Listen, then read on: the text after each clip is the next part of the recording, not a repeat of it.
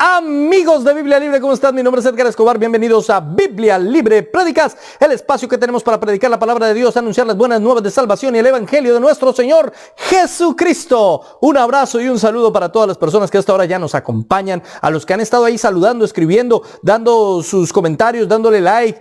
Eso es muy importante, porque el motor de búsqueda de YouTube interpreta que esto es un video interesante y lo lanza a más y más personas. Y lo que queremos es llegar con la palabra de Dios a más y más personas. Por eso ese trabajo, ese esfuerzo que usted hace al publicar este video por todas sus redes sociales es importantísimo también para nosotros. Ayúdenos a llegar a más personas. Y si usted ha estado viendo aquí los videos muchas veces, le pido el favor que se suscriba, que le dé a la campanita. Muchas personas me hacen preguntas que yo ya expliqué en prédicas anteriores. Si estuviesen suscritos y les llegara la notificación con la campanita, pues no tendrían que hacerme esas preguntas. Me ahorrarían a mi tiempo y usted también tendría solución a su cuestionamiento mucho más rápido. Así que, mis hermanos queridos, suscríbanse, denle like a la campanita, toquen la campanita ahí, denle like a este video, compártalo por todas sus redes sociales. Hoy, un tema maravilloso, un tema excepcional, y ya se van a dar cuenta por qué.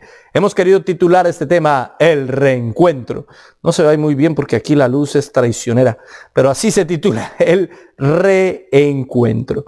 Le pido el favor que me acompañe, vamos a orar, vamos a colocar el día de hoy en la presencia del Señor y vamos a pedirle a nuestro Rey, Padre Celestial y Todopoderoso, que nos hable, que nos ilustre y que nos enseñe en la prédica de hoy. Amado Señor, Rey de gloria, Rey de poder, Rey de majestad, todopoderoso, hermoso, soberano y eterno. Yo te pido, Señor, que hables hoy a nuestra vida, que hables hoy a nuestro corazón, que hoy nos enseñes por medio de las Escrituras. Queremos pedirte que lo que aprendamos hoy sea aplicable a nuestra cotidianidad, sea aplicable a nuestra vida, que lo que aprendamos hoy, Señor, cambie nuestra manera de pensar, sentir y actuar, que lo que aprendamos hoy marque nuestra vida para siempre, Señor. Ayúdanos, nos colocamos en tus manos y en tu presencia. Dirige esta prédica, Señor. Toca los corazones de nuestros hermanos amados. Toca los corazones de nuestros seres queridos. Bendice, te pido con todo el corazón, te lo suplico, a las personas que nos acompañan, a las personas que han sido fieles con estas clases, con este seminario sobre el Génesis, a las personas, Señor, que han sido fieles desde el principio en Biblia Libre Prédicas, a las personas, Señor, que no se pierden un video. Glorifícate en sus vidas. Gracias, porque gracias a ellos es que podemos nosotros seguir predicando la palabra. De otra manera no sería posible. Gracias a aquellos que colaboran, gracias a aquellos que son de bendición, gracias a aquellos que comparten las prédicas, Señor. Glorifícate en sus vidas, sigue tocando sus corazones, porque son de una enorme bendición para todos y cada uno de nosotros. Gracias te doy con todo mi corazón por cada uno de mis amados hermanos. Gracias te doy por ellos. Gracias te doy por sus vidas. Gracias te doy, Señor, porque tú los usas. En el nombre del Padre, del Hijo y del Espíritu Santo. Amén y amén. Gloria al Señor.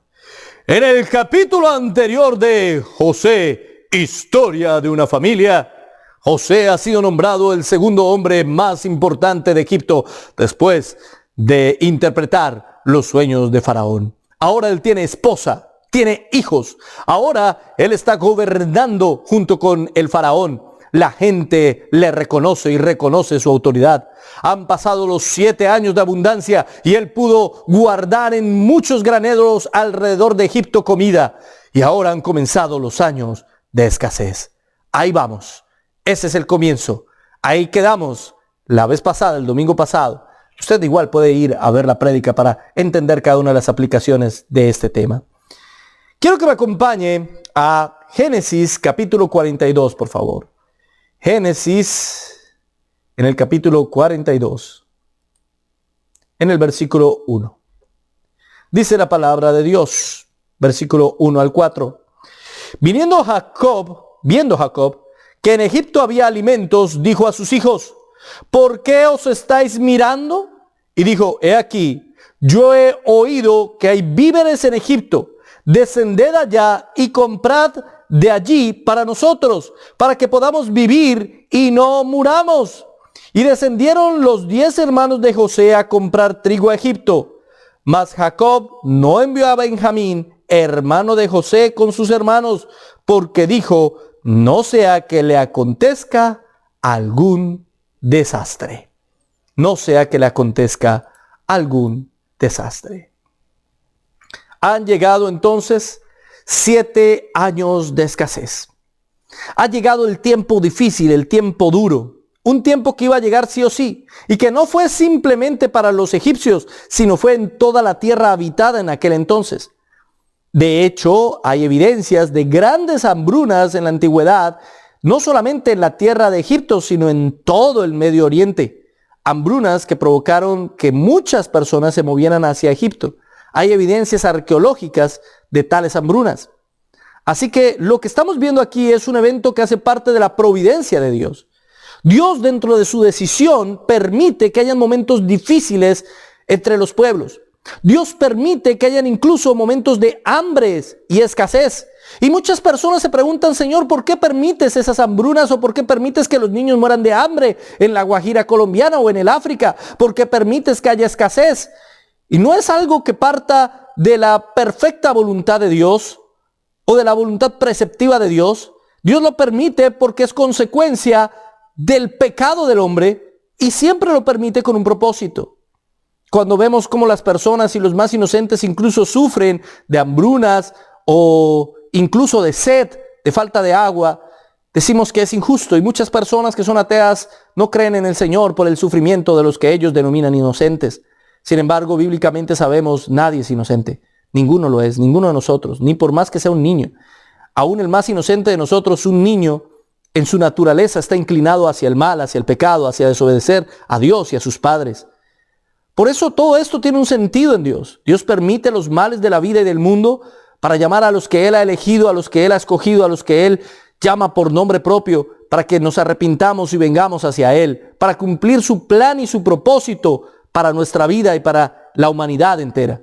Dios no juega los dados. Dios no está jugando al azar a ver qué sale. Dios sabe por qué permite cada cosa. Y esta hambruna tiene un propósito en Dios, y todo lo que ha pasado hasta ahora tiene un propósito en Dios. Wow, esto sí se ve peor que la vez pasada. La escasez podría producir enfermedades. Esto era algo común. Esto era algo normal, algo que generalmente sucedía. Uy, aquí se me está desbaratando todo. Todo se me está desbaratando. Las enfermedades eran producto de que al no tener alimentos diarios, ellos tenían que conservar más tiempo los alimentos, y frecuentemente esos alimentos generaban ciertas bacterias, y esas bacterias producían enfermedades contagiosas muchas veces en las personas. Así que no solamente era el asunto de no tener alimento, el asunto de no tener alimento conllevaba otros problemas, como no tener una buena salud. Así que aquí va a haber un cúmulo de problemas que vienen para todas las personas de aquel entonces, y que todo eso tiene un propósito en sí mismo. En tercer lugar, hay algo muy interesante en el texto, donde Jacob vio que en Egipto había alimentos y les dice a sus hijos, ¿por qué os estáis mirando? Esta es una expresión bastante particular. Hay alimento en Egipto, aquí estamos en escasez. Están muriendo nuestros animales, ya nos estamos acabando los pocos que quedan, y el grano y las cosechas no producen nada, no hay lluvia. Seguramente hubo un momento de sequía grande en toda la región.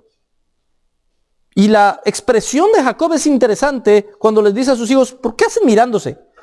Vayan a Egipto, ¿qué hacen mirándose? ¿Por qué se miran? Hay varias formas de interpretar eso. En primer lugar, pónganse en hacer algo. A ver, a la acción.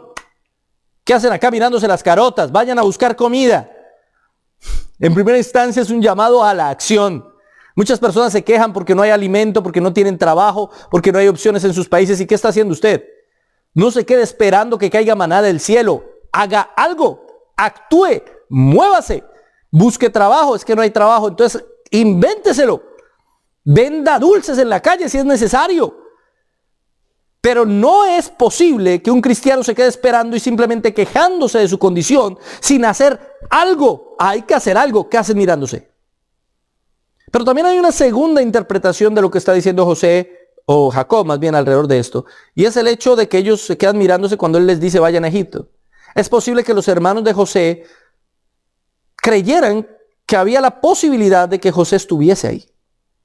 Porque era común que los esclavos fuesen vendidos al gran imperio egipcio.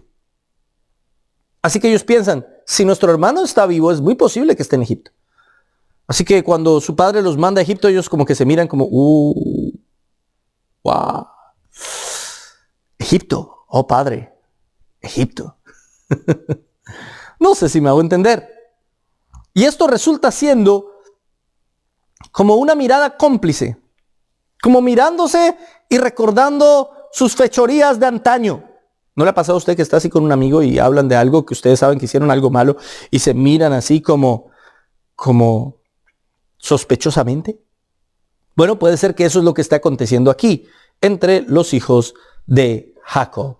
Así que hay varios motivos, varias motivaciones por las cuales ellos no quieren ir a Egipto.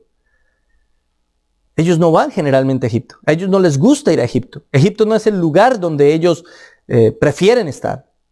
Sin embargo, parece que es el lugar donde Dios los quiere llevar. Y es tanta la angustia, es tanto el hambre, es tanta la desesperación que van a tener que hacer cosas que seguramente ellos no hacen frecuentemente. Escúcheme bien, no quiere decir esto que el Señor los esté mandando a pecar, en ninguna manera. Pero sí los está mandando a Egipto. Busquen recursos en Egipto. Busquen una manera de alimentarse en Egipto. Egipto, durante toda la Escritura, es tipo y sombra del mundo pecador, del mundo perdido. Y si no hay alimento en nuestra tierra, vamos a buscar alimento en Egipto. Muchas veces tenemos que trabajar para personas mundanas, para gente que no conoce del Señor. Y Dios nos está mandando allá. Es decir, Dios no crea la iglesia. El Señor Jesús no funda la iglesia para que nos quedemos metidos en las cuatro paredes, escondidos, donde nadie nos vea, escapando de las tentaciones y del pecado, como pensaban por allá los monjes en la Edad Media. Quiero vivir en santidad, así que vayámonos un grupo de hombres solitos a vivir por allá en una montaña. No. Dios no fundó la iglesia, el Señor no fundó la iglesia con el propósito de que nos escondamos, sino con el propósito de ir a esa tierra de pecadores y dar el testimonio del Evangelio. De anunciar las buenas nuevas de salvación. Claro, ellos tenían la promesa. Ellos tenían la promesa del Mesías por venir. Esa promesa le había sido dada a Eva y luego la recibió Abraham, Isaac, Jacob y por ende sus hijos. Ellos sabían que eran los elegidos. Así es como la Biblia plantea todo el tiempo al pueblo de Dios, como los elegidos, como los escogidos. Así que Dios mismo quiere que vayan a Egipto, que era el gran imperio de su época.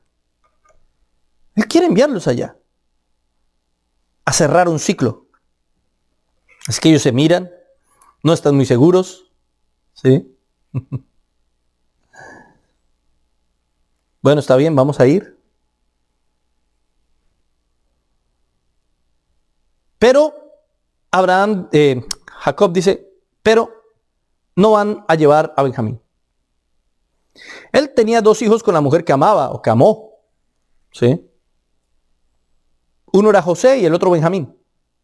Él ya había perdido a José, no quería perder a Benjamín. No le iba a quedar nada de la mujer que tanto amó. Por eso les dice, vayan solamente ustedes 10.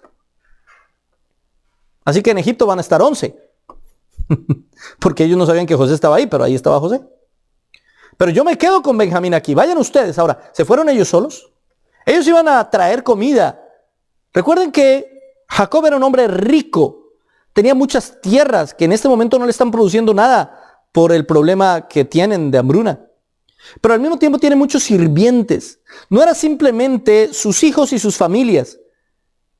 No era simplemente sus hijos y sus nietos. Era sus hijos, sus nietos, los sirvientes, los hijos de sus sirvientes y los nietos de los sirvientes. Es decir, estamos hablando de que de Jacob dependía una gran cantidad de personas. Así que, aunque ellos iban encabezando la caravana, seguramente iba mucho más gente con ellos caminando hacia Egipto y buscando alimento.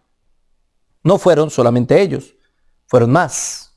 Aproximadamente Benjamín a este momento de la vida tendría 20 años, era soltero y era el niño consentido. ¿Cómo sabemos que Benjamín era soltero? porque el padre le dijo, tú no vas y te quedas conmigo. Cuando ellos se casaban, ya eran absolutamente autónomos, ellos ya podían decidir. Claro, el patriarca seguía teniendo gran dominio y poder, pero no podía decirle que se iba a quedar con él. Lo más posible es que Benjamín fuese el consentido de Jacob debido a que había perdido a José. Así que se quedó con Benjamín y Benjamín, bueno, era como el reemplazo de José, no se me lleven a Benjamín. De nada les sirvió a estos hombres haber vendido a su hermano José, que porque era el consentido de su padre y por todo el orgullo que en cierto modo parecía manifestar José, si igual su padre siguió consintiendo al hermano de José, a Benjamín. Pero mire que a Benjamín no le hicieron nada, convivieron con Benjamín. Algo está pasando en estos hombres, algo ha pasado en todo este tiempo, en estos años. Si creemos que José fue nombrado como el segundo al mando después de 13 años de estar en prisión, que tenía, como la Biblia dice, 30 años cuando fue nombrado segundo al mando, y si entendemos que aquí ya han pasado los 7 años de abundancia y que está en el primer año de escasez, aproximadamente José tendría 37 años. Y han pasado casi 20 años desde que estos hombres vendieron a José. Ha pasado mucho tiempo, mi hermano. Mucho tiempo. José no es el mismo y ya lo hemos visto cómo Dios ha tratado con él. Pero tampoco sus hermanos son iguales. El tiempo lo cambia uno, hermano. Sí. Y es voluntad del Señor y el Señor hace eso con un propósito. Sí, el tiempo lo transforma, te cambia. Si el tiempo no te cambia, si tú eres igual a como eras hace 20 años, preocúpate. No puedes ser igual a como eras hace 10, 5, 3 años. Tienes que ser diferente. Tiene que evidenciarse en ti un cambio, hermano querido. ¿De qué te sirve ir a la iglesia si no cambias? Hay gente que le escribe carticas a los amigos y le dicen, nunca cambies. Ese es el peor consejo que alguien le pueda dar. Lo que tienen que escribirles, cambia, parécete más a Cristo. Hasta que la imagen de Cristo se vea reflejada en ti plenamente, cambia todos los días, cambia, sé transformado cada segundo. Y estos hombres han estado cambiando. Ya no vendieron a su hermano, por lo menos, al consentido nuevo. Y vamos a ver a través de la historia que de verdad ha habido un cambio en ellos. Vamos a verlo. Jacob entonces no se volvería a arriesgar, no volvería a mandar a su hijo consentido. Génesis 42:5 dice, vinieron los hijos de Israel a comprar entre los que venían, porque había hambre en la tierra de Canaán. Y José era el señor de la tierra, quien les vendía a todo el pueblo de la tierra. Y llegaron los hermanos de José y se inclinaron rostro en tierra. Aquí vemos el reencuentro. El encuentro más esperado por toda Latinoamérica unida. ¿Usted se imagina esa escena? Fueron ellos, llegaron allá.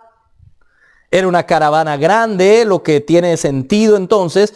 Porque, a ver, José no era el que les repartía personalmente a cada una de los que llegaban allá. Llegaba gente, no solamente llegaron los hermanos de José, llegaba gente de todo el mundo buscando alimentos. Así que no era José el encargado de repartirles personalmente. Él era el encargado de repartir en general, en las diferentes instancias y en los diferentes lugares. Seguramente había muchos lugares en donde ellos repartían el alimento.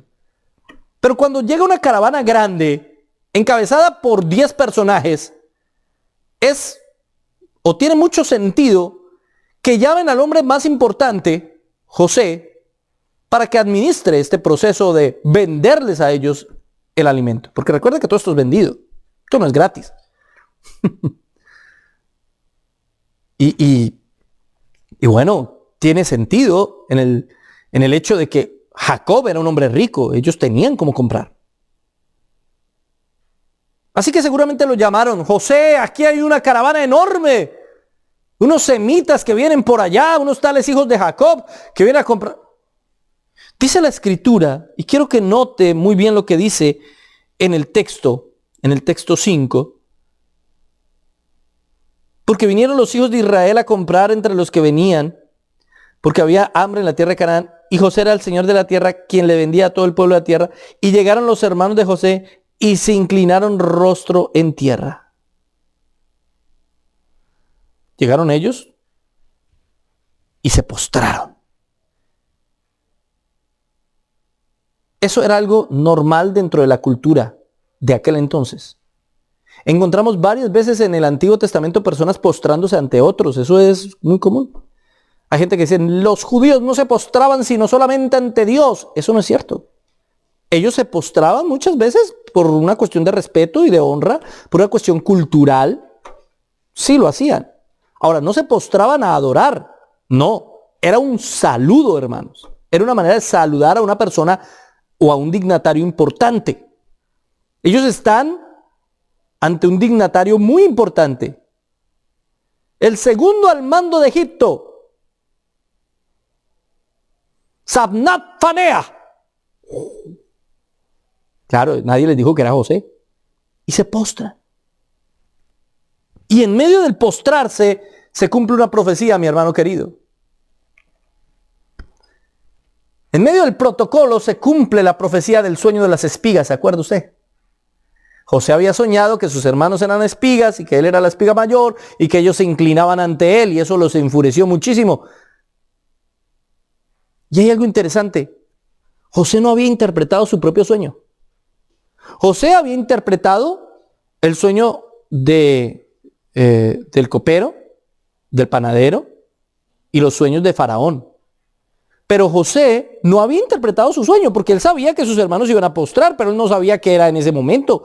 Y lo vamos a ver alrededor del texto. Y no sabía que era por esas circunstancias específicas. Él no sabía cómo se iba a cumplir eso.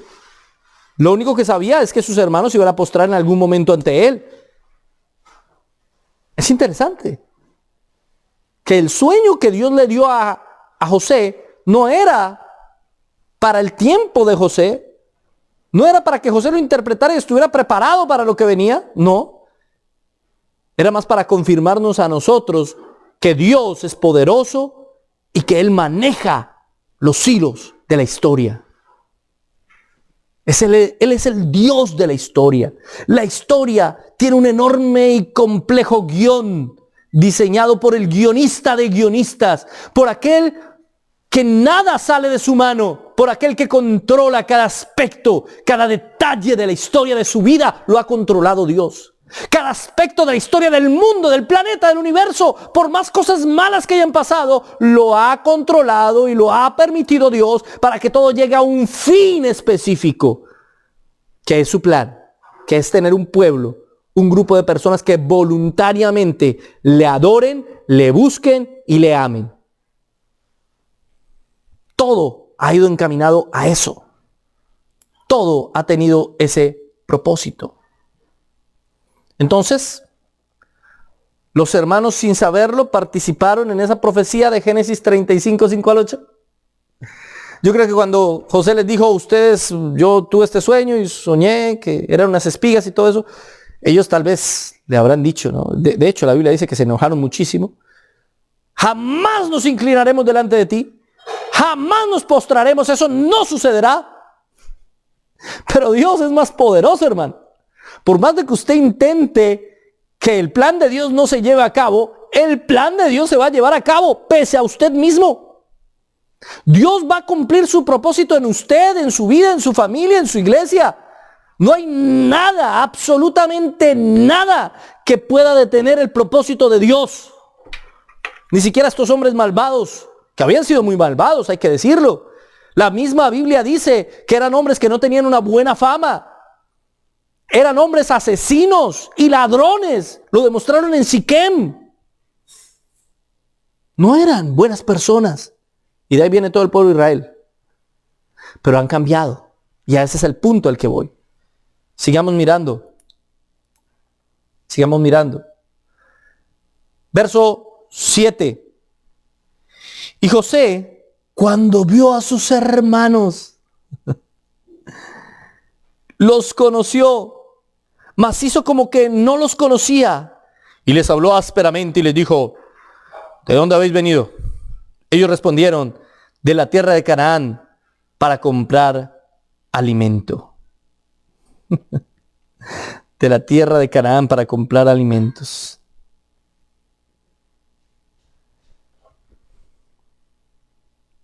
Llegan ellos, se postran. Yo me imagino la cara de José. Señor Sabnat Panea, llegó un grupo grande con una caravana. Necesitamos su ayuda. Ya voy para allá. Llegó allá. Y cuando los ve, ¡pam, pam, pam, pam! Sus hermanos. Inmediatamente los reconoce. Es obvio, es natural. Pero a él no lo reconocieron. ¿Por qué?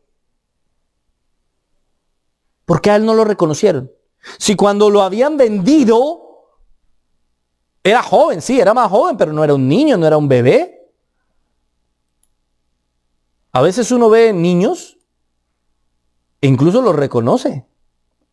¿Sí? ¿Por qué a José no lo reconocieron? Porque él estaba muy cambiado físicamente. No solamente que era más grande, más alto, seguramente más fuerte, más robusto, mayor, sino que recuerde que a él lo afeitaron completamente. Él estaba afeitado y peluqueado. Muy diferente a cómo se veían sus hermanos, con barba. Ustedes saben que para los judíos la barba es muy importante. José no tenía barba. Seguramente estaba maquillado como se maquillaban en la antigüedad los egipcios. Es lo más posible, Sabnat Panea. Pero es pecado que los hombres se maquillen. ¿Es pecado que los hombres se maquillen?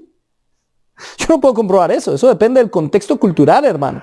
Obviamente en nuestro contexto sí, porque las que se maquillan son las mujeres. Así que pues, ver un hombre maquillado es algo muy mal visto y mal hecho y no debería suceder. Pero vaya, dígale eso a los hombres de la India, por ejemplo. Dentro de su cultura, dentro de su contexto histórico y cultural, pues eso es absolutamente normal. Eso es lo que nos demuestra José aquí. Seguramente él ha vivido en Egipto, él ha crecido en Egipto, y pues él tiene que adaptarse a donde está. Él sigue creyendo en el Señor, él no ha dejado su fe por el Señor. Él es un hombre lleno del Espíritu de Dios, y ya lo vimos la prédica pasada. Y aún así se adapta al contexto cultural, porque su fe no tiene que ver con ese contexto. Eso para aquellos que juzgan culturalmente a otros. ¿Cómo es posible que los hermanos en Alemania beban cerveza, pecadores? Porque los alemanes por cultura se beben una cerveza con el almuerzo, hermano. ¿Qué hacemos? Es parte de su cultura, es parte de su tradición. Ahora, si se emborrachan es otra historia. ¿Me hago entender? En nuestra cultura no es eso normal, generalmente, aquí en América. Almorzar y después beberse una cerveza es raro. Le dicen a uno tan temprano ya bebiendo. Es diferente. Pero José entiende que su fe está por encima de las tradiciones culturales y sociales de sus pueblos. Cosa que muchos cristianos no entienden todavía. No la comprenden. No saben cómo es eso. José lo entiende. Así que José está muy diferente, por eso ellos no lo reconocen. Pero cuando lo vendieron era muy joven, así que posiblemente todavía no tenía barba. Sí, pero su rostro era seguramente también muy distinto. Ahora les habla ásperamente. También la manera de hablar era para demostrar el poder que él tenía y para que no tuvieran sospechas. Yo creo que alguno al verlo, esto no lo dice la Biblia, pero yo creo que alguno al verlo se me hace familiar. Pero cuando lo escuchó hablar, ¿qué vienen a hacer ustedes acá? ¿Qué quieren? No, ya no me es familiar. José, el José que ellos conocieron, nunca les había hablado así. Este no es el mismo José.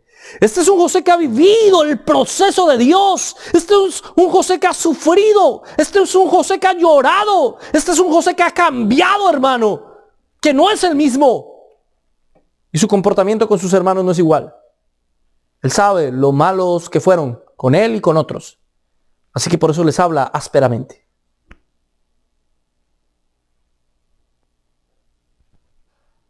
La vida lo lleva a uno a cambiar. A cambiar. Cuando yo comencé en el ministerio, me era muy difícil llamar la atención a alguien. Me costaba horrores. Me costaba mucho decirle a alguien, te estás equivocando. Me costaba mucho comenzar la disciplina con alguien. Y tengo que admitirlo, muchas veces pasé por alto ofensas, pecados, porque me atemorizaba en mi juventud confrontar a esas personas. No me gustaban las confrontaciones. Y me equivoqué. Y tuve que sufrir la consecuencia de no haber tomado decisiones radicales con ciertas personas en ciertos momentos. Y eso me enseñó. Y hoy en día tengo que hacerlo. Y si tengo que llamar a alguien al orden, lo hago. Y si alguien tiene que entrar en disciplina, pues entra. La disciplina a nadie le gusta. La misma Biblia dice, ¿a quién le gusta la disciplina? A nadie. Pero es necesaria. Y si se someten voluntariamente a ella, amén. Habremos ganado un hermano. Y si no le gustó y salió peleando y armó su división y voy a armar entonces otra iglesia. Bueno. Parte de ser cristiano es reconocer que me equivoco todo el tiempo. Así sea pastor o ministro o lo que sea. Y para eso necesito la disciplina del Señor manifestada por medio de nuestros hermanos en Cristo. Todos la necesitamos, es bueno.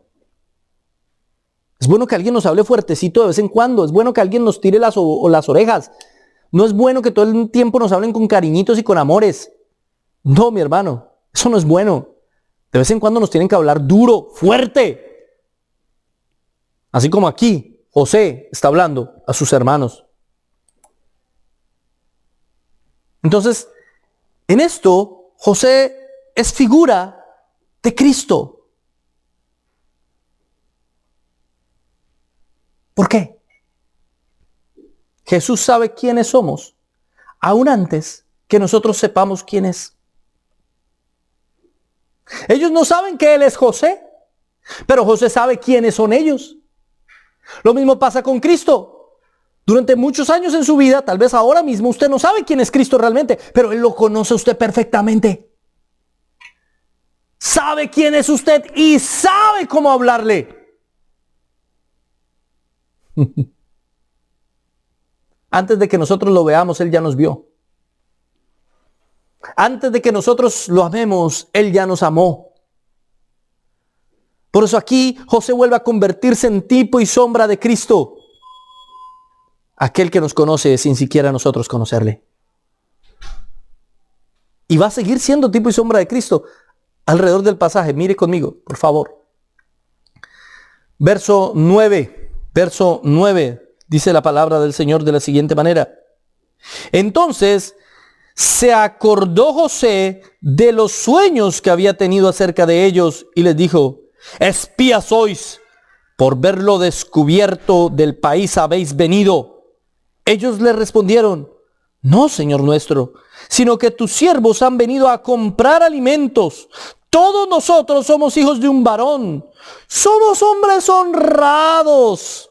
Tus siervos nunca fueron espías. Mire cómo el texto dice que él se acordó de los sueños. Se está cumpliendo el sueño. Ellos tienen que humillarse ante mí. Se humillaron ante mí por el mal que me hicieron. Todo en la vida se paga. Sea en esta vida o sea en la venidera. Es mejor que sea en esta vida, así la venidera estaremos con el Señor. Hay gente que hizo mucho mal durante esta vida y parece nunca haber pagado todo el mal que hizo. Pero en la eternidad, en la condenación eterna, lo pagará, mi hermano, porque Dios es justo. Dios es justo. Pero también aquí en esta vida pagamos lo que hacemos. De alguna manera los hermanos de José están pagando todo el mal que le hicieron. Y por eso José va a poner ciertas pautas, ciertas normas. Va a asustarlos mucho, pero mucho, hermano. Porque se acordó del sueño. Y se dio cuenta que todo lo que estaba sucediendo ahí era voluntad de Dios. José no está actuando de mala fe o de mala voluntad. No se equivoque. No se equivoque. Los hermanos de José, hasta donde José los conoció, fueron peligrosos. Fueron hombres peligrosísimos. Para él y para otros. Así que cuando él los acusa de espías, no es que esté jugando con sus hermanos antes de revelárseles.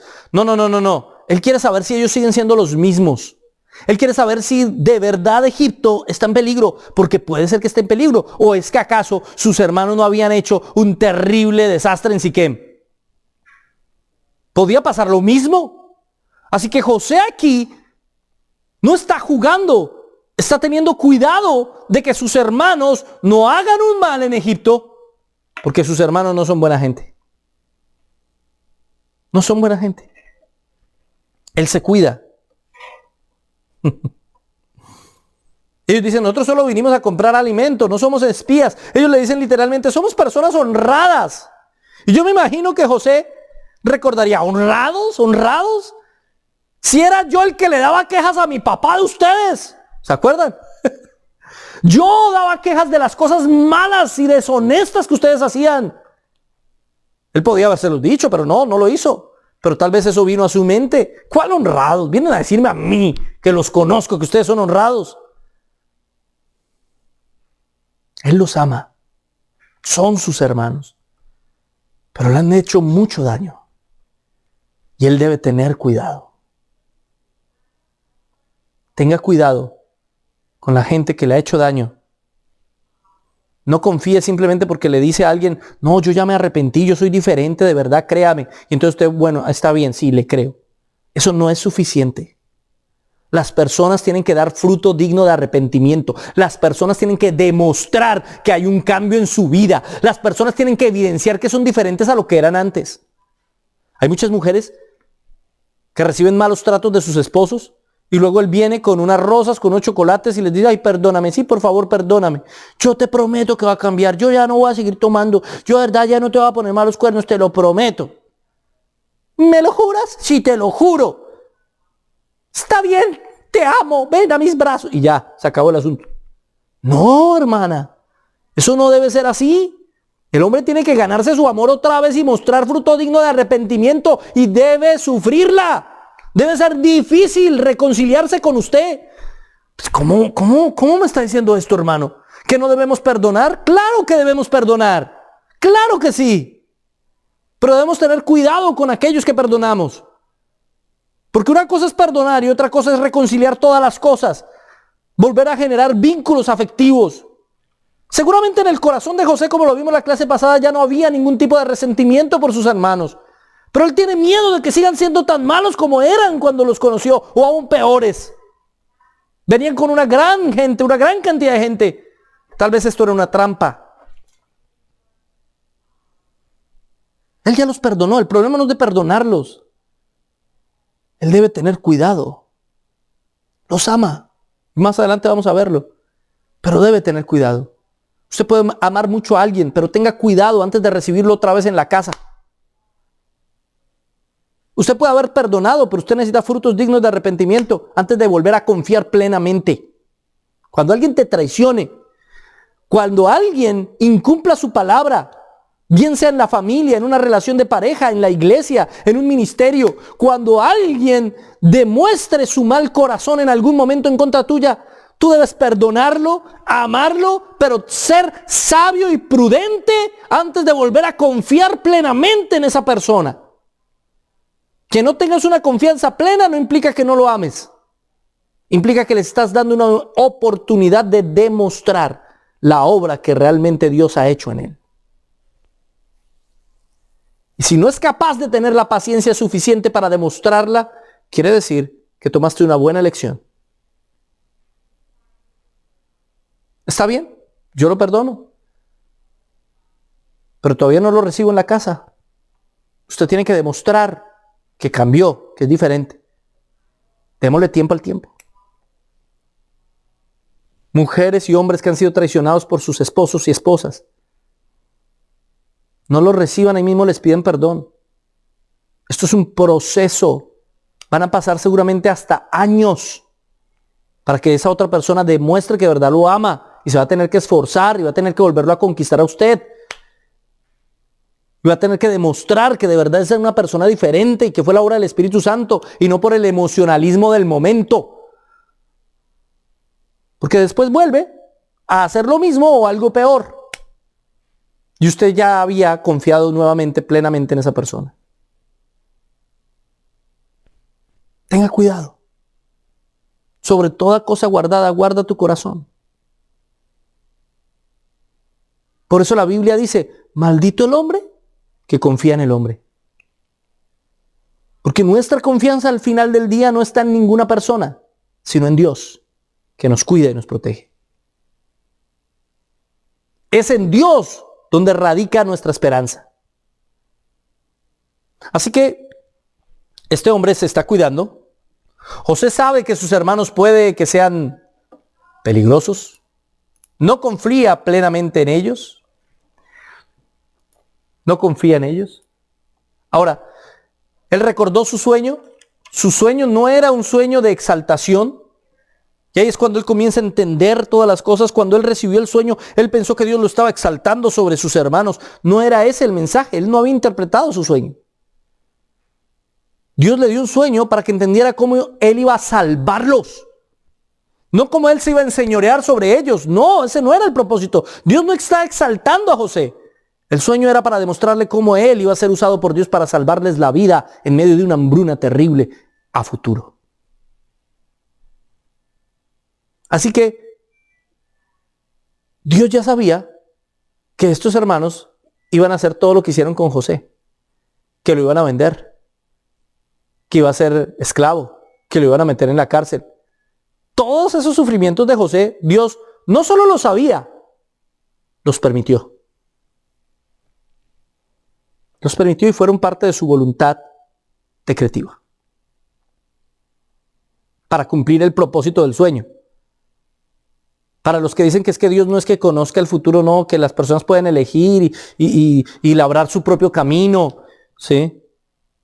Y que Dios es solamente como un supervisor de lejos, pero que nosotros, nuestra vida la hacemos nosotros mismos con nuestras propias decisiones. No, eso no es lo que dice la Biblia. No, todas las decisiones de ellos fueron decisiones de ellos. Y aún así, Dios está controlándolas. Es ese juego entre soberanía y libertad que hay en la Biblia todo el tiempo. Ellos fueron libres. No es Dios el que pone en el corazón de ellos que vendan a su hermano. No, esa fue decisión de ellos. Y aún así, fue decreto de Dios.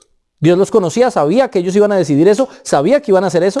Dios permitió cada evento, cada pequeño, minúsculo evento en la vida de ellos para llevarlos a este momento. Dios permitió cada minúsculo evento en su vida para traerlo al aquí y a la ahora. Porque tiene un propósito con el aquí y el ahora. Sí, Dios tiene un propósito con todo y en todo. Dios tiene un objetivo con cada cosa que nos sucede en nuestra vida. Aunque no lo entendamos ahora, lo entenderemos a futuro, mi hermano querido. Lo entenderemos.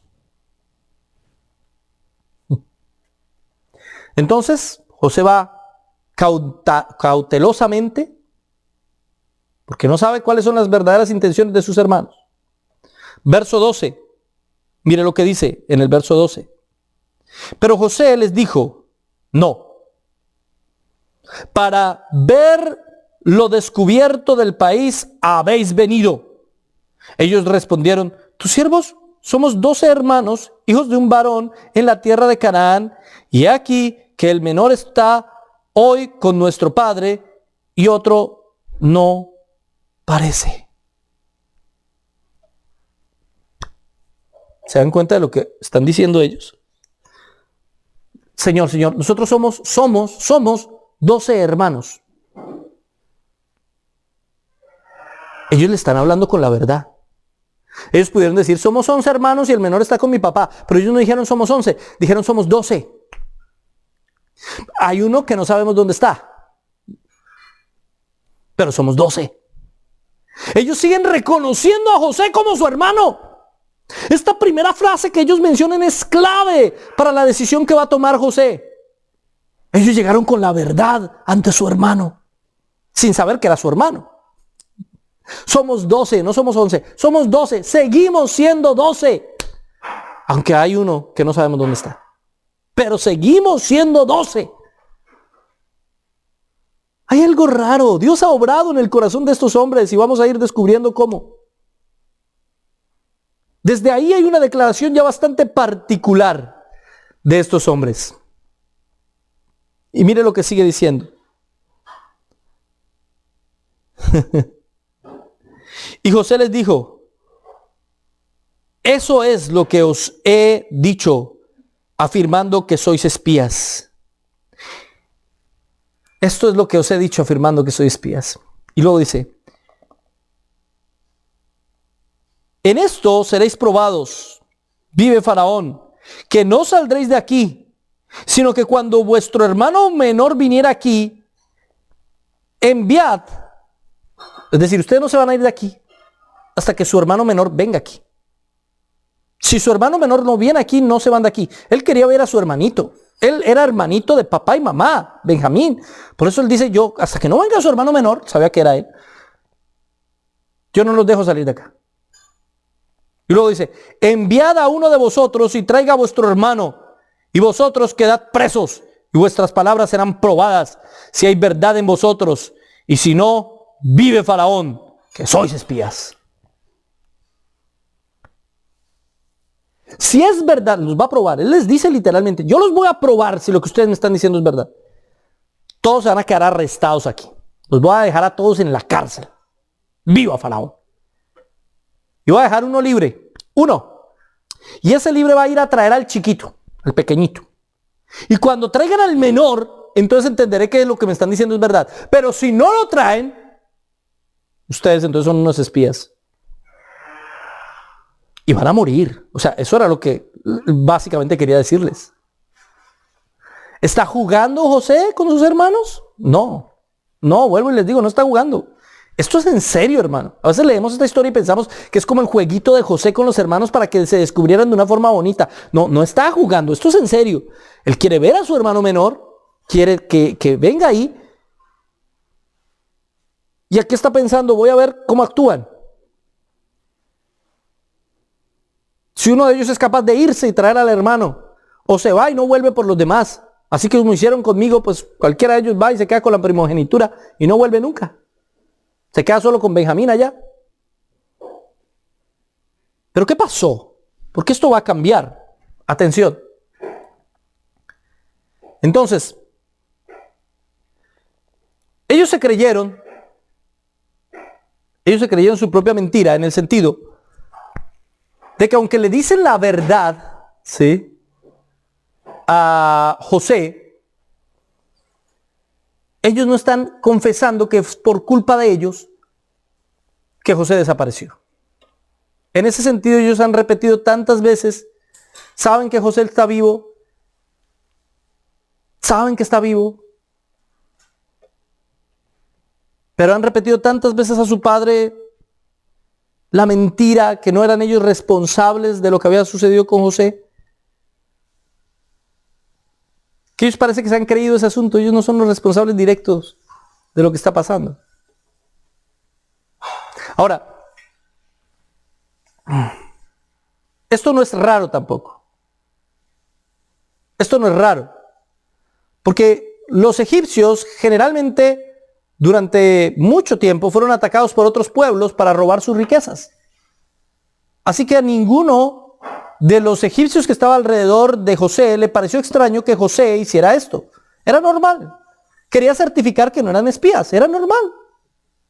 Y al mismo tiempo José los está asustando y les está dando una probadita. Los voy a dejar en la cárcel para que sepan qué es estar en una cárcel. Porque él estuvo en la cárcel. De alguna manera José, les quiere dejar una probadita de lo que él vivió. Pero se va a arrepentir de eso. Verso 18. Dice de la siguiente manera. Y al tercer día les dijo José, haced esto y vivid. Yo temo a Dios.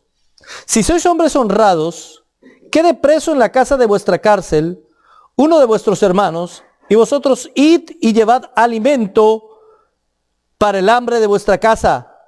Pero traeréis a vuestro hermano menor, y serán verificadas vuestras palabras, y no moriréis. Y ellos lo hicieron así.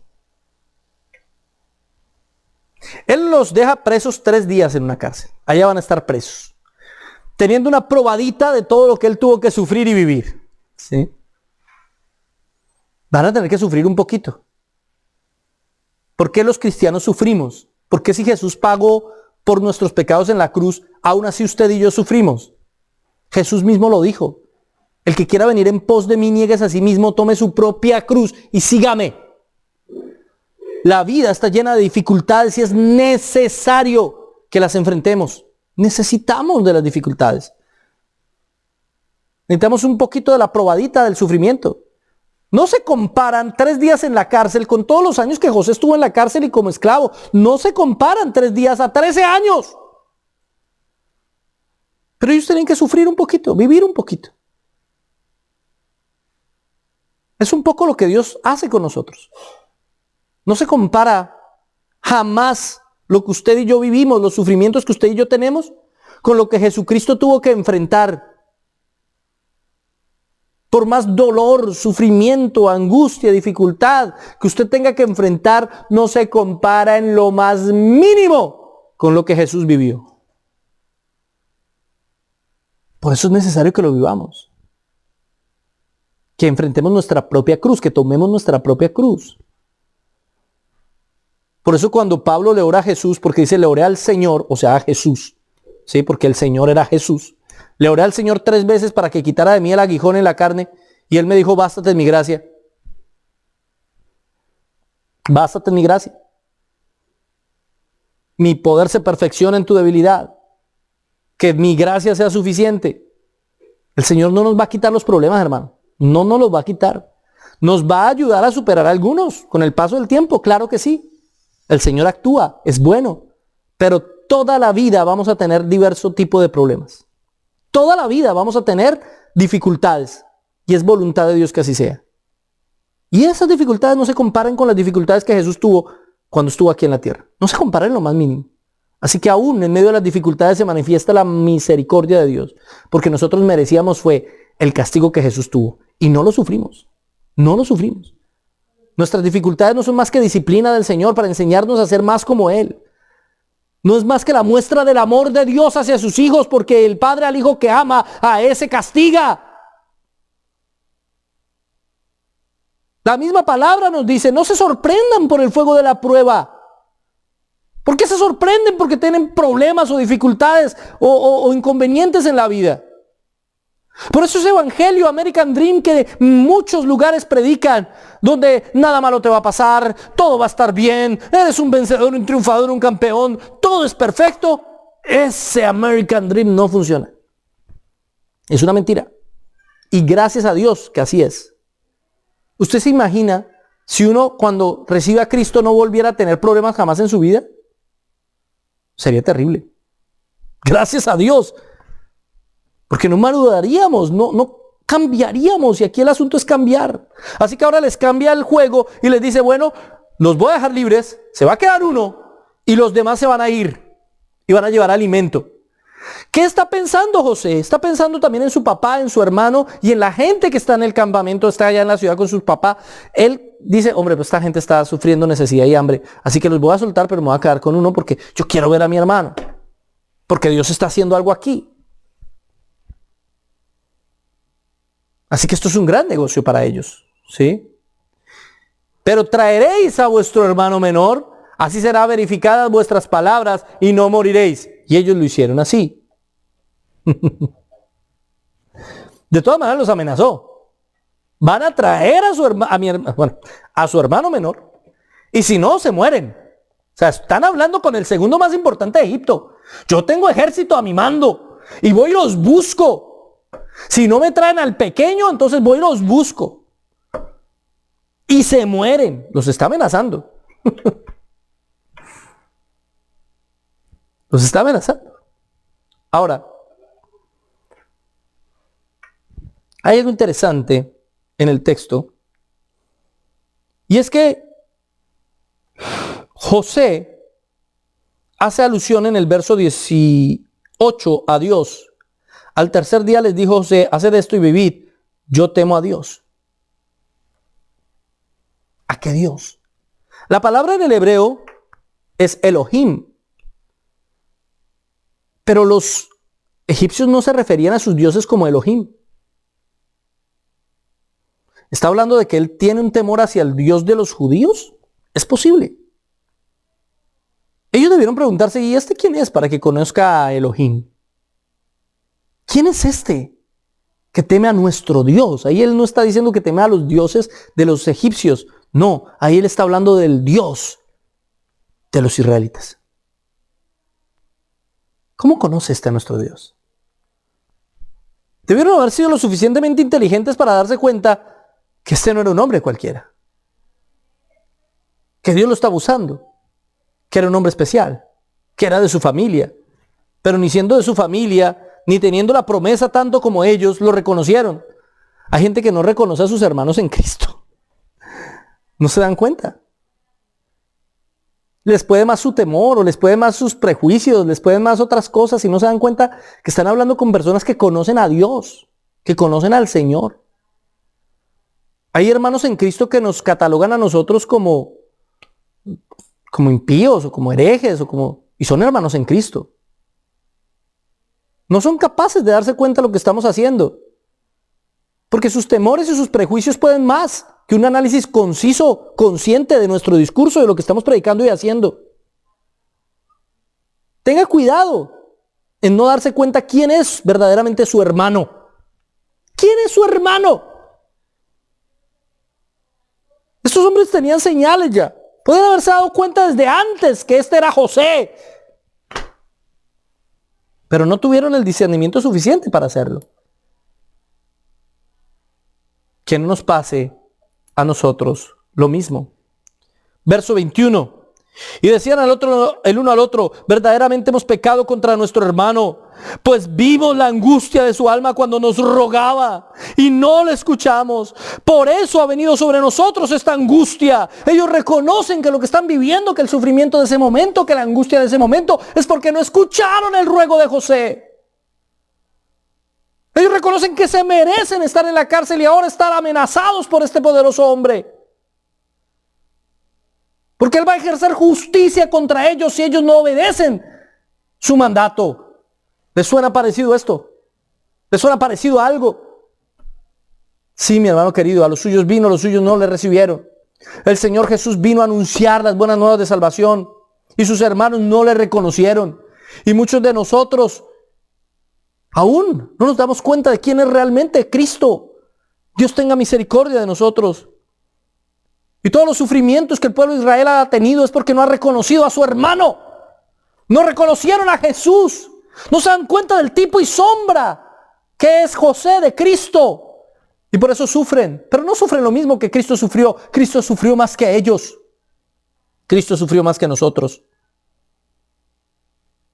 Algún día reconocerán que es por eso que han sufrido. Porque no reconocieron a Jesucristo como el Señor. Ahora hay un detalle que no estaba antes en el texto, y es que José le rogó, le suplicó que no lo vendieran.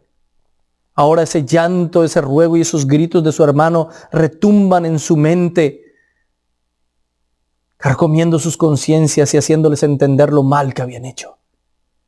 Estos hombres han estado atormentados durante 20 años por ese error. Y eso los ha cambiado, hermano. Y mire lo que sigue diciendo en el verso 22. Entonces Rubén le respondió diciendo, a ver si está aquí. Entonces Rubén le respondió diciendo: ¿no os hablé yo y dije, no pequéis contra él? ¿Contra el joven? ¿Y no escuchasteis? Y aquí también se nos demanda su sangre. Se nos demanda su sangre. Pero ellos no sabían que los entendía José, porque había intérprete entre ellos.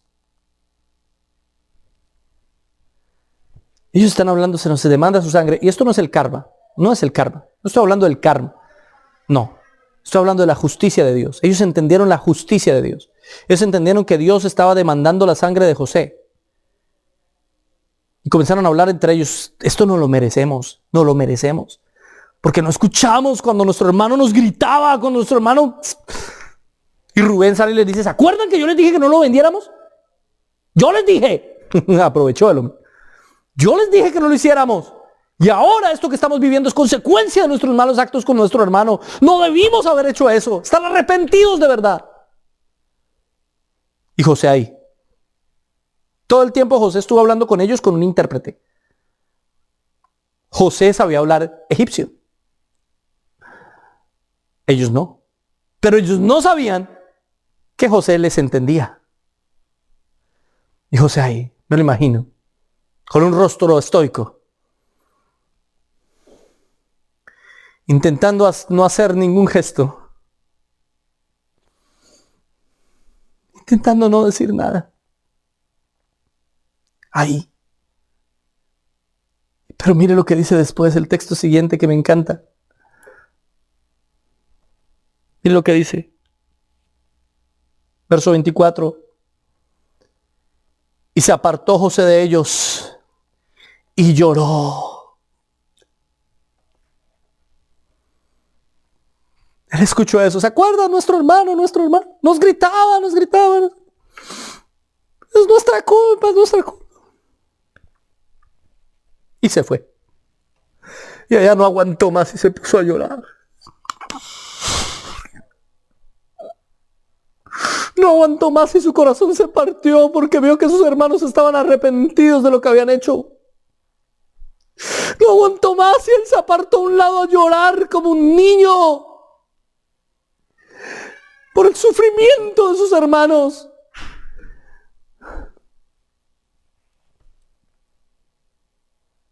¿Le ha pasado eso alguna vez?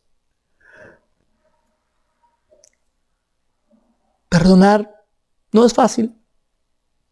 Superar las diferencias no es fácil. Olvidar el pasado no es fácil. De hecho, no se puede olvidar. Se puede recordar sin dolor. Pero recordar sin dolor no es fácil. No es posible si no lo hace el Espíritu Santo en el corazón del hombre. Este hombre llora, no aguanta más, ya no aguanta tanta presión, ya no aguanta estar frente a ellos y escuchar que hablen de él. Se limpia las lágrimas y va de nuevo.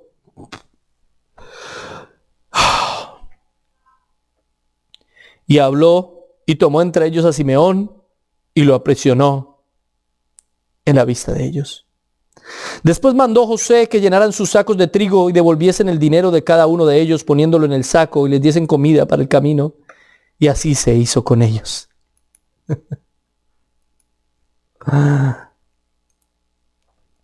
Ahora quedó con Simeón ahí, lo dejó ahí con él y dejó ir a los demás, pero tuvo gracia para con ellos.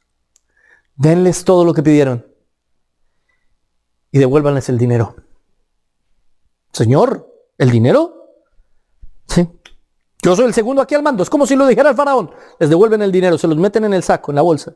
Cuando ellos llegan, más adelante, no me alcanza el tiempo para tomar todo esto a detalle, porque quiero terminar esto hoy, pero ellos van adelante y ellos se dan cuenta, primero abren una bolsa y se dan cuenta que ahí está el dinero y que también está el grano.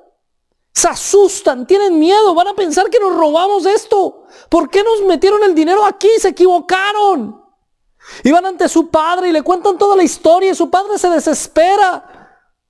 Necesitamos a Benjamín, si no Simeón va a morir, papá. Y nosotros también. No voy a dejar que vaya mi hijo Benjamín. No lo voy a dejar ir.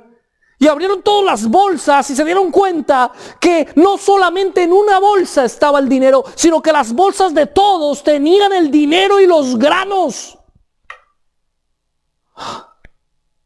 ¿Qué está pasando aquí?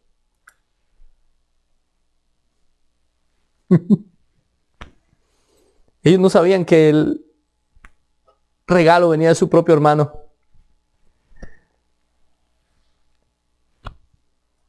Él mostró gracia con ellos. Les dio un regalo que no merecían, porque vio su arrepentimiento. Y aquí José vuelve a ser tipo de Cristo. Cristo ha sido bueno con nosotros aún antes de conocerle, aún antes de que supiéramos quién era Él realmente. Y nos dio el regalo más grande de todos, que es la salvación, junto con el alimento, porque no nos ha dejado sin alimento, hermano. Aquí se está dando un ejemplo de la gracia de Dios. Ustedes van a ser salvos, pero por gracia. Estos israelitas, los hermanos de José, fueron salvos por gracia. No pagaron por la comida. Fueron salvos por gracia. Desde el Antiguo Testamento el mensaje es el mismo. Somos salvos por gracia. Es un regalo. No se puede comprar, no se puede pagar lo que Cristo hizo por nosotros. No puedes comprar la salvación ni las bendiciones. No se trata de cuán bien te comportas o cuánto diezmas o cuánto ofrendas. No se trata de cuán bueno eres para recibir bendiciones. No se trata de eso. Se trata de su gracia, de su misericordia, de su amor. Y lo único que tú necesitas es mostrar arrepentimiento, no más. Eso fue lo único que mostraron estos personajes, arrepentimiento. Fruto digno de arrepentimiento. Estaban arrepentidos de lo que le hicieron a José. Lo único que el Señor está esperando de ti es arrepentimiento. Él no está esperando tus diezmos ni tus ofrendas. Él no está esperando que tú hagas grandes obras o nada de eso. No puedes hacer nada, nada. Lo único que puedes es arrepentirte de tus pecados y humillarte delante de la presencia de Dios. Y entonces Jesús te bendecirá aún sin merecerlo, como José hizo con sus hermanos. Los bendijo aun cuando ellos no se lo merecían. ¿Cómo entender eso? Ellos no pudieron entender por qué tenían el dinero y el alimento. La gracia es inentendible. ¿Cómo entender que Jesús nos haya salvado? No hay forma de entenderlo. ¿Qué hacer ahora? Ellos no tenían ni idea. ¿Qué hacemos ahora? A veces no tenemos ni idea. Pero José escuchó la tristeza de los corazones de ellos como Jesús escucha nuestra tristeza. ¿Qué necesitaban ellos para saber cuál paso era el siguiente? Reconciliarse con su hermano. Jacob no va a querer. Jacob se va a oponer. Del verso 29 al 34 le contaron toda la historia a su padre. Ellos han cambiado y le dijeron la verdad. Han perdido otro hermano, Simeón. Ya han perdido a José, ahora perdieron a Simeón. Pero esta vez no le hablaron, no le dieron una historia, no le inventaron un cuento. Esta vez le dijeron la verdad. Ha habido un arrepentimiento verdadero en ellos. El Señor no rechaza un corazón contrito y humillado, mi hermano. Ni siquiera de estos malos hombres. Ha habido un arrepentimiento verdadero en el corazón de ellos.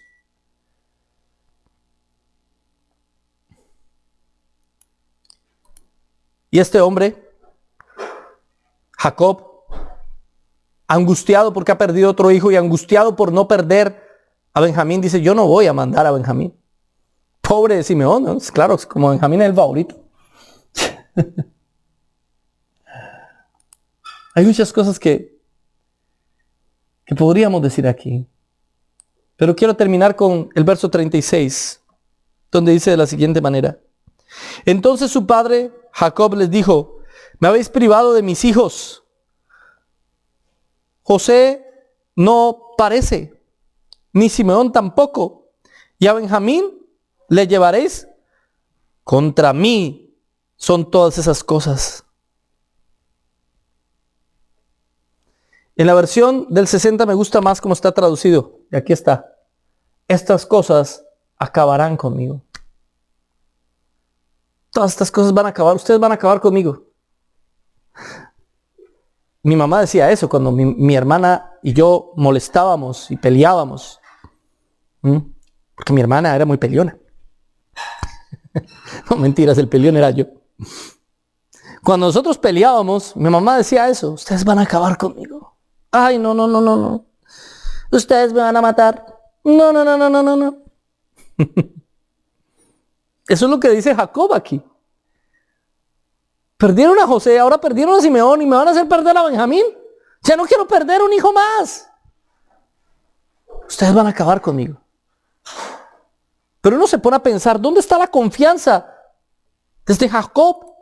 Jacob ha recibido las promesas del Señor. Pero toda la mentira que dijeron, estos hombres ha causado un temor muy grande en su padre. Las mentiras tienen consecuencias. Por eso vamos con la verdad, mi hermano. Además, Jacob demuestra cierta negatividad en su actitud. Él es negativo, van a perder a Benjamín. No puede pensar que las cosas se van a solucionar y confiar en Dios de que se van a solucionar. Él ve el lado negativo, ahora tiene miedo. Hermano, confíe en el Señor, no sea negativo. Confíe que el Señor le va a ayudar a salir de la adversidad. Y la adversidad no va a acabar con usted, porque Dios es más fuerte que sus problemas. Confíe en el Señor, confíe en Dios.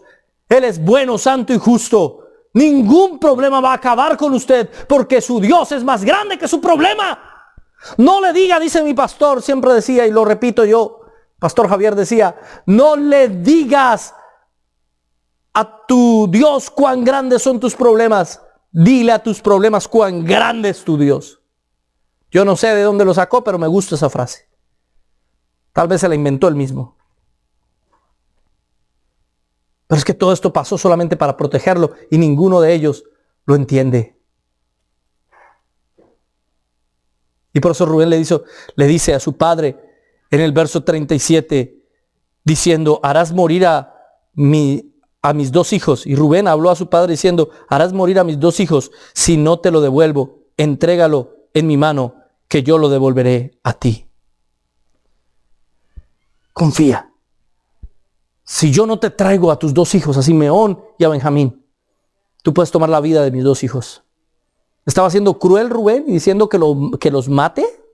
Parece como si Rubén estuviera diciéndole al papá que le quite la vida completamente a sus dos hijos. Rubén está confiando que pueda hacerlo. Está tomando su rol de primogénito, de liderazgo. Yo te traigo a los dos. Toma tú la vida de mis dos hijos, es lo que dice literalmente en el hebreo. Algunos intérpretes creen que lo que está diciendo es, serán el reemplazo de los dos hijos con los que no volvieron. Pero él está confiado. Sin embargo, Jacob no quiere. Dejemos la historia ahí. Hay muchas más cosas por decir. Pero quiero que reflexionen lo siguiente. ¿Confía usted en Dios? En medio de las dificultades, de las pruebas, de las desgracias, ¿confía en Dios? Porque muchas veces decimos confío en el Señor, confío, y nos desesperamos en las pruebas. Y decimos todo esto va a acabar conmigo. Voy a renunciar, no pude con esta iglesia, no pude con esta obra, no pude con este ministerio, no pude con esta familia, no pude con este matrimonio, no puedo con estos hijos. ¿Va a renunciar? Renunciar es confiar en usted y no en el Señor. Si usted confía en el Señor, usted no renuncia a nada. Usted sigue y lucha y pelea por lo que es justo y bueno, por lo que Dios le dio. Porque su confianza no radica en su habilidad, radica en la voluntad del Señor. Después de todo lo que ha visto Jacob, ahora en su vejez, no es capaz de confiar en que el Señor sostendrá a su familia. Las pruebas no te van a vencer, porque el Señor ya te ha dado la victoria. Y aunque sufras, eres más que un vencedor, gracias a Él.